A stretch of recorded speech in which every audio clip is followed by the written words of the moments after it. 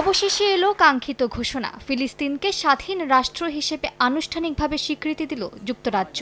এক ভিডিও বার্তায় ব্রিটিশ প্রধানমন্ত্রী স্টারমার বলেন, মধ্যপ্রাচ্যে চলমান ভয়াবহ পরিস্থিতিতে শান্তি এবং দ্বিরাষ্ট্র সমাধানের সম্ভাবনা টিকিয়ে রাখা জরুরি।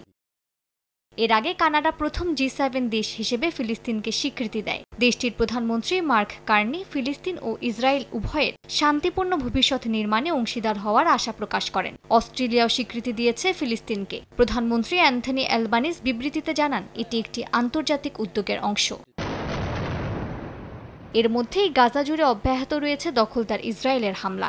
একদিনে নিহত হয়েছেন বহু ফিলিস্তিনি, যাদের বেশিরভাগই গাজা সিটির বাসিন্দা। আকাশপথে বোমা, বিস্ফোরক ভর্তি রোবট আর টানা গোলাবর্ষণের ধ্বংসস্তূপে পরিণত হচ্ছে শহর। জাতিসংঘের রিপোর্ট বলছে, গাজা ছেড়ে পালাতে গড়ে একটি পরিবারকে খরচ করতে হচ্ছে প্রায় 4 লাখ টাকা।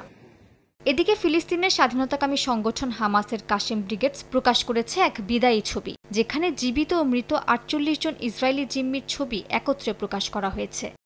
মালিহা সুহরওয়ার্দী, সময় সংবাদ।